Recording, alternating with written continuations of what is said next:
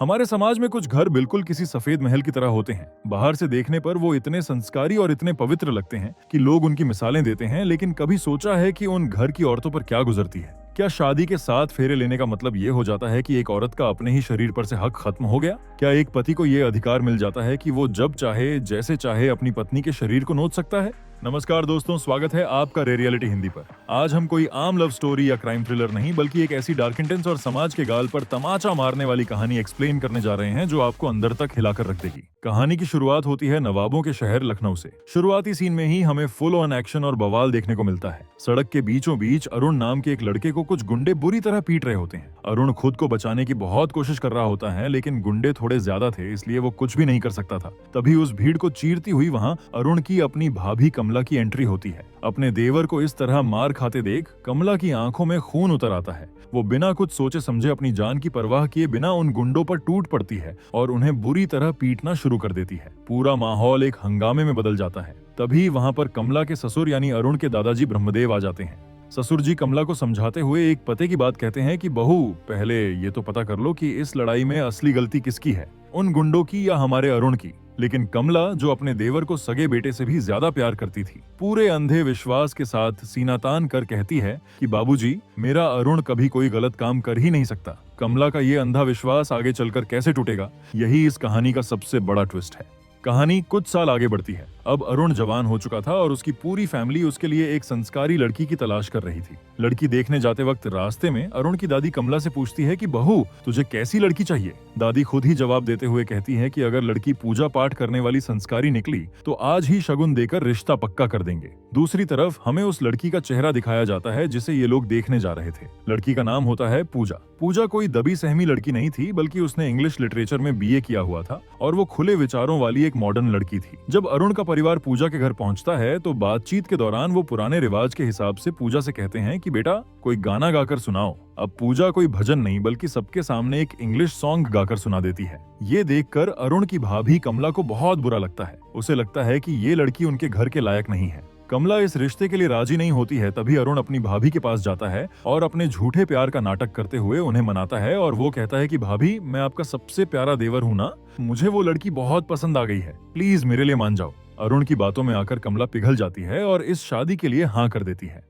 कुछ दिनों बाद कमला और उसकी सास ऑटो से कहीं जा रही होती है। रास्ते में एक बड़ा जाम लगा हुआ देख कमला ऑटो से बाहर निकलकर देखती है कि सड़क पर बहुत सारे लोग हाथ में बोर्ड लेकर नारेबाजी और जुलूस निकाल रहे हैं। कमला भी उस रैली में चली जाती है। तभी कमला भीड़ में खड़ी सोना नाम की एक लड़की से पूछती है कि ये किस चीज का रैली है। सोना बताती है कि हम लोग एलजीबीटी कम्युनिटी के लिए लड़ रहे हैं, यानी वो लोग जिनकी सेक्सुअल पसंद आम समाज से थोड़ी अलग होती है। कमला जाकर अपनी सास को ये बात बताती है, लेकिन तभी उन दोनों की नजर जुलूस में नारेबाजी कर रही एक लड़की पर पड़ती है। वो लड़की कोई और नहीं बल्कि अरुण की होने वाली बीवी पूजा होती है। अपनी होने वाली संस्कारी बहू को सड़कों पर ऐसे जुलूस निकालते देखकर कमला के होश उड़ जाते हैं। कमला गुस्से से पागल होकर सीधा पूजा के पास जाती है और उसे घर पर ले आती है और उसे पकड़कर पूछती है कि क्या तू भी लेस्बियन है? पूजा बहुत ही शांति से जवाब देती है, नहीं, मैं लेस्बियन नहीं हूँ, लेकिन मैं उनके इंसानी हकों के लिए लड़ रही हूँ। कमला का पारा 7वें आसमान पर पहुंच जाता है। वो पूजा को बुरी तरह डांटते हुए कहती है कि तू हमारे खानदान की बहू बनने वाली है, तुझे सड़कों पर यह तमाशा करना शोभा नहीं देता। अभी जाकर अपनी सास से माफी मांग और यहाँ से चुपचाप घर चल। लेकिन पूजा एक आजाद सोच वाली लड़की थी। वो कमला की आंखों में आंखें डालकर कहती है कि भाभी, आप उन औरतों में से हो जिनका पूरा जीवन घर की रसोई से शुरू होता है और उसी रसोई में खत्म हो जाता है। आपको तो पता ही नहीं है बाहरी दुनिया में क्या चल रहा है, क्योंकि आप लोग न्यूज़पेपर भी सीधे पन्ने से नहीं बल्कि उल्टे पन्ने से पढ़ना शुरू करते हो। मैंने कोई गुनाह नहीं किया है, इसलिए मैं किसी से माफी नहीं मांगूंगी। ये करारा जवाब सुनकर कमला का ईगो हर्ट हो जाता है। वो गुस्से में आग बबूला होकर पूजा के हाथ से सगाई की अंगूठी खींचकर उतार लेती है और सरेआम इस रिश्ते को तोड़कर वहां से चली जाती है।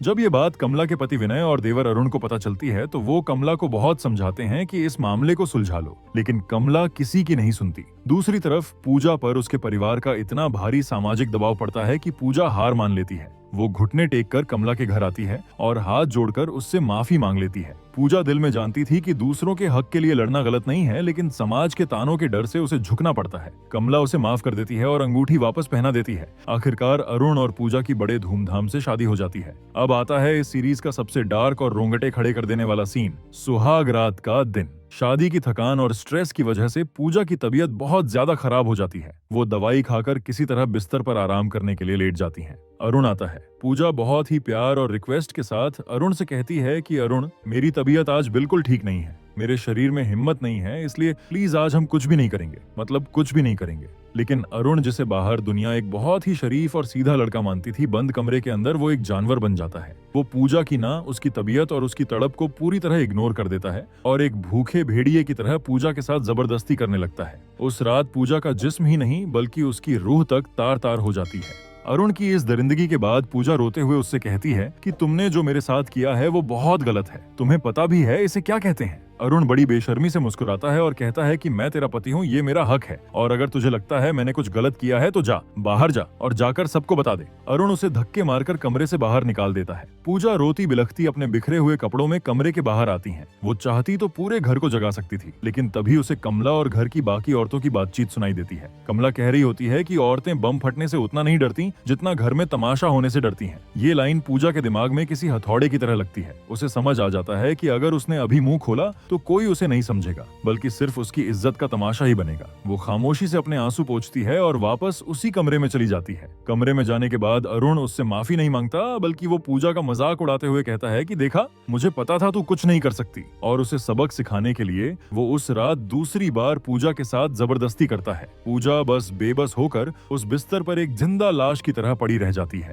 अगली सुबह कमला देखती है कि पूजा छत की बाउंड्री पर एकदम सुन्न होकर खड़ी है। रिवाज के हिसाब से कमला पूजा को उसके मायके लेकर जाती है। मायके में जब पूजा अपनी सगी माँ के साथ अकेले होती है तो वो फूट फूट कर रोने लगती है। वो अपनी माँ को उस खौफनाक रात की पूरी सच्चाई बता देती है। लेकिन यहाँ जो होता है वो हमारे समाज के मुंह पर एक बहुत बड़ा तमाचा है। पूजा की सगी माँ उसे गले लगाने के बजाय कहती है कि अरे बेटा, ये जबरदस्ती वबरदस्ती कुछ नहीं होता, ये सब तो पति पत्नी के बीच चलता ही रहता है। शादी की है तो ये सब तो करना ही पड़ेगा, वरना हमारे खानदान का वंश कैसे आगे बढ़ेगा। पूजा अपनी माँ की ये घटिया सोच देखकर पूरी तरह शॉक्ड रह जाती है। उसकी माँ उसे गुस्से में कहती है कि तुझे अपने ससुराल वापस जाना ही होगा, अगर तूने कोई तमाशा किया तो मैं खुद अपनी जान दे दूंगी। अब पूजा के पास कोई रास्ता, कोई उम्मीद नहीं बची थी। वो बिना मन से कमला के साथ वापस अपने ससुराल की तरफ लौटने लगती है, लेकिन रास्ते में पूजा खुद को रोक नहीं पाती। वो वॉशरूम जाने का बहाना बनाती है और वहां से चुपचाप भाग जाती है। पूजा के गायब होते ही पूरे घर में अफरा तफरी मच जाती है। कमला पागलों की तरह उसे हर जगह ढूंढती है, लेकिन जब पूजा कहीं नहीं मिलती तो कमला पूजा की उसी दोस्त सोना के पास उसके एनजीओ पर जाती है। लेकिन सोना को भी नहीं पता होता है कि पूजा कहाँ है, लेकिन वो उसे ढूंढने का वादा करती है। बातों बातों में कमला सोना से पूछती है कि तुम्हारा ये एनजीओ करता क्या है। सोना बताती है कि वो उन औरतों की मदद करते हैं जो घरेलू हिंसा या रेप का शिकार होती हैं। कमला यहाँ अपनी पिछड़ी हुई सोच दिखाते हुए विक्टिम ब्लेमिंग करती है और कहती है कि औरतों को घर से ज्यादा बाहर नहीं निकलना चाहिए, तभी वो सेफ रहेंगी। सोना उसे एक ऐसा जवाब देती है जो कमला की बोलती बंद कर देता है। सोना कहती है कि कमला जी, अगर औरतें अपने खुद के घर में, अपने खुद के बेडरूम में ही सेफ नहीं हो तो फिर वो कहाँ जाएं? जल्द ही सोना को पता चल जाता है कि पूजा एक सुनसान पार्क में बैठी है। सोना पूजा से मिलती है और कहती है कि पूजा, अगर तू मुझे अपना दर्द नहीं बताना चाहती तो कम से कम अपनी भाभी कमला को बता दे। आखिरकार एक औरत ही दूसरी औरत का दर्द समझ सकती है। तभी वहाँ कमला भी पहुंच जाती है। पूजा रोते हुए कमला के सामने अपना दिल खोलकर रख देती है और वो अरुण की सारी दरिंदगी और सुहागरात का वो सच कमला को बता देती है। लेकिन कमला का रिएक्शन एकदम उल्टा होता है। कमला पूजा को गले लगाने के बजाय उसके मुंह पर एक जोरदार थप्पड़ लगा देती है। कमला गुस्से में चिल्लाती है कि तुझे अपने बेडरूम की बातें किसी को भी नहीं बतानी चाहिए, और मेरा अरुण ऐसा घिनौना काम कभी कर ही नहीं सकता, तू झूठ बोल रही है। और वो पूजा को पकड़कर वापस उसी नर्क में ले जाती है, मतलब ससुराल में ले जाती है। पूजा को घर लाने के बाद कमला अंदर ही अंदर बेचैन होने लगती है। वो अपने पति विनय से पूछती है कि कुछ सालों पहले कॉलेज में अरुण की जो लड़ाई हुई थी वो किस बात पर हुई थी। विनय बात को घुमा देता है कि लड़कों में तो ये सब होता रहता है। अब कमला को धीरे धीरे एहसास होने लगता है कि शायद अरुण उतना सीधा नहीं है जितना वो समझती है। अगले दिन कमला की छोटी बेटी पिंकी अपनी माँ से पूछती है कि एआई क्या होता है। पड़ोस की एक औरत न्यूज़पेपर पढ़कर उन्हें एआई का मतलब समझाती है। ये देखकर कमला को याद आता है कि पूजा ने भी एक अंग्रेजी वर्ड यूज किया था, कंसेंट। कमला जानने के लिए सोना के पास जाती है और सोना उसे समझाती है कि कमला जी, कंसेंट का मतलब होता है सहमति। इंसान के शरीर पर सिर्फ उसका अपना हक होता है, चाहे वो उसका पति ही क्यों ना हो। बिना औरत की मर्जी और सहमति के कोई उसे छू भी नहीं सकता। ये बात कमला के दिमाग में एक चिंगारी लगा देती है। उधर दूसरी तरफ परिवार वाले पूजा और अरुण को हनीमून पर भेज देते हैं। पूजा हनीमून पर अरुण से हाथ जोड़कर कहती है कि जो हुआ उसे भूल जाते हैं, और क्या हम एक नई शुरुआत नहीं कर सकते? क्या हम पति पत्नी बनने से पहले अच्छे दोस्त नहीं बन सकते? लेकिन अरुण नाम का वो दरिंदा कुछ नहीं सुनता। वो फिर से पूजा को बिस्तर पर पटकता है और उसके साथ जबरदस्ती करता है।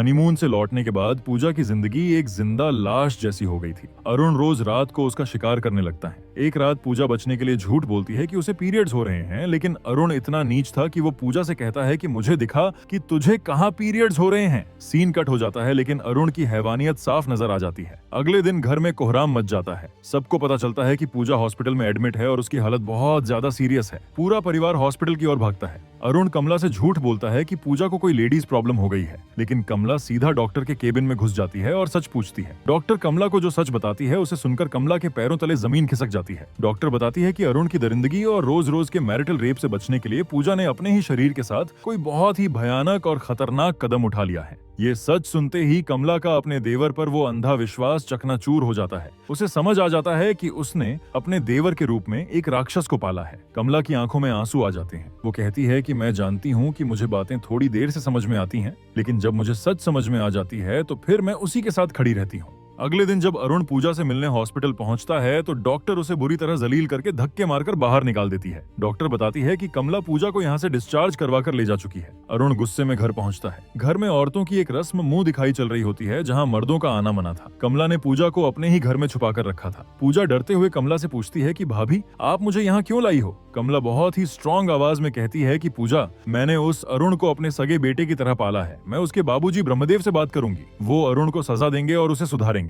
तभी वहाँ अरुण आ जाता है। कमला एक ढाल की तरह पूजा के सामने खड़ी हो जाती है और अरुण को उंगली दिखाते हुए कहती हैं कि जब तक तुझे तेरे किए की सजा नहीं मिल जाती, तू पूजा की परछाई को भी नहीं छू सकता। अगले दिन कमला पूरे परिवार को हॉल में इकट्ठा करती है और अरुण की सारी दरिंदगी और काले कारनामे सबके सामने खोल कर रख देती है। उसे उम्मीद थी कि उसके ससुर ब्रह्मदेव कोई बड़ा और सख्त फैसला लेंगे, लेकिन ससुर जी बहुत ही कैजुअल तरीके से अरुण से कहता है कि बेटा, जा अपनी बीवी को सॉरी बोल दे। कमला शॉक रह जाती है और वो अकेले में ससुर जी से लड़ने लगती है। ब्रह्मदेव कहता है कि अरे बहू, ये पति पत्नी के बीच की छोटी मोटी बात है, इसके लिए क्या मैं अपने बेटे को जेल भेज दूं? कमला शेरनी की तरह दहाड़ कर कहती है कि अगर आप उसे जेल नहीं भेज सकते बाबूजी, तो मैं उसे जेल भेजूंगी।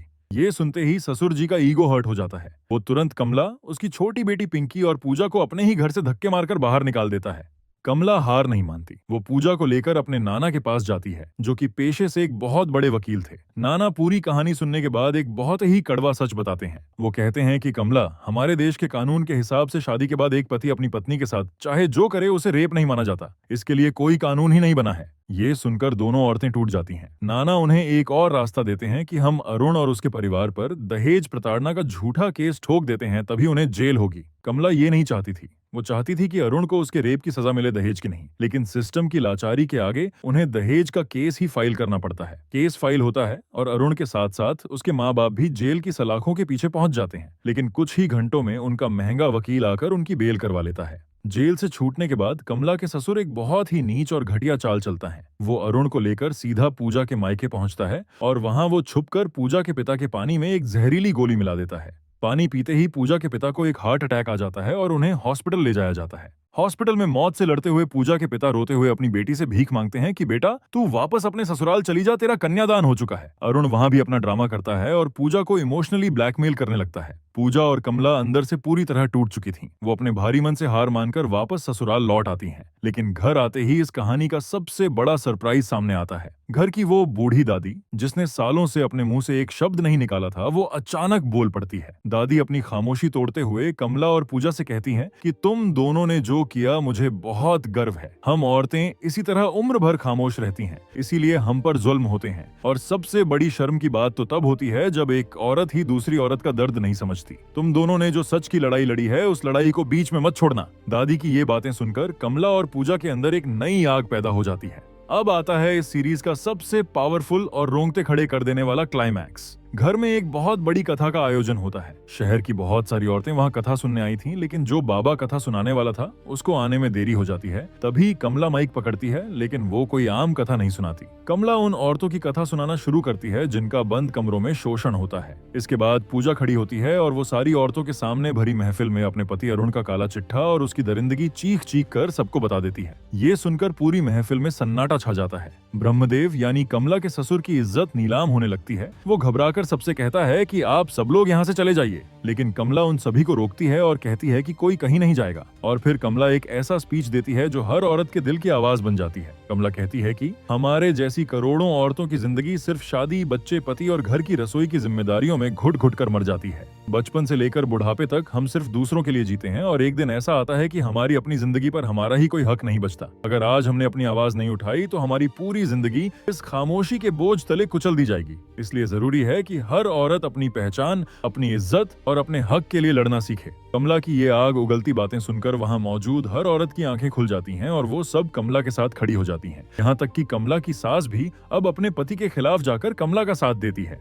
ये सब देखकर अरुण बौखला जाता है। वो जबरदस्ती पूजा का हाथ पकड़कर उसे घसीटने की कोशिश करता है और उस पर हाथ उठाने ही वाला होता है कि तभी कमला आगे आती है और अरुण के गाल पर एक ऐसा जोरदार थप्पड़ मारती है जिसकी गूंज पूरे घर में सुनाई देती है। कमला अरुण की आंखों में आंखें डालकर उसका बहिष्कार करते हुए कहती है कि आज के बाद इस घर की कोई भी औरत तुझसे कोई रिश्ता नहीं रखेगी। तू किसी भी पूजा में, किसी भी रस्म में शामिल नहीं होगा। यहाँ तक कि जब मेरी बेटी पिंकी की शादी होगी तो तू उसकी डोली को कंधा भी नहीं देगा। आज तेरे उस बाप के अलावा तेरे साथ कोई खड़ा नहीं है। इसका मतलब है कि तू एक दरिंदा है। पूरे परिवार और समाज से खुद को कटा हुआ देखकर अरुण का सारा गुरूर टूट जाता है और वो फूट फूट कर रोने लगता है। पूजा के पैरों में गिरकर गिड़गिड़ाता है कि मुझे माफ कर दो, मैं आगे से कभी ऐसा नहीं करूंगा, मैं बदल जाऊंगा। लेकिन पूजा अब वो बेबस लड़की नहीं थी। वो अपने पैर पीछे खींचती है और कहती है कि सिर्फ सॉरी बोलने से शरीर और जिस्म पर लगे जख्म नहीं भरते। आज तू माफी मांग रहा है, कल फिर से वही करेगा। मुझे पता है कि आज हमारे देश में मैरिटल रेप को लेकर कोई सख्त कानून नहीं है, लेकिन याद रखना, जिस दिन इस देश में वो कानून लागू होगा, सबसे पहला केस मैं तेरे खिलाफ ही करूंगी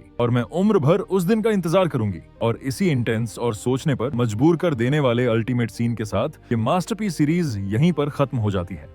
तो दोस्तों, ये थी चिरैया की पूरी कहानी। सच कहूं तो ये सीरीज समाज के मुंह पर एक बहुत बड़ा तमाचा है। एक औरत सिर्फ किसी की बहू, किसी की पत्नी या किसी की माँ बनने के लिए पैदा नहीं होती है। उसकी अपनी एक अलग पहचान, अपनी सोच और अपने कुछ अलग हक होते हैं। अगर किसी भी रिश्ते में इज्जत और सहमति नहीं हो तो वो रिश्ता सिर्फ एक समझौता और एक नर्क बनकर रह जाता है। दोस्तों, मुझे पता है कि आज की वीडियो थोड़ी भारी और सीरियस थी, लेकिन ये कहानी आप तक पहुंचानी बहुत जरूरी थी। तो दोस्तों, ये थी चिरैया वेब सीरीज की पूरी कहानी। मुझे पता है कि आप लोग वीडियो पूरा देखते हो और कहानी में पूरी तरह खो जाते हो, लेकिन यार, भावनाओं में बहकर आप सब्सक्राइब करना भी भूल जाते हो। अगर आपको मेरा ये एक्सप्लेनेशन थोड़ा भी अच्छा लगा हो तो अभी रियलिटी हिंदी को सब्सक्राइब करो और हाँ, कमेंट में जरूर बताना कि इस सीरीज का कौन सा सीन आपको सबसे अच्छा लगा। मिलते हैं नेक्स्ट वीडियो के साथ, तब तक के लिए जय हिंद, जय भारत।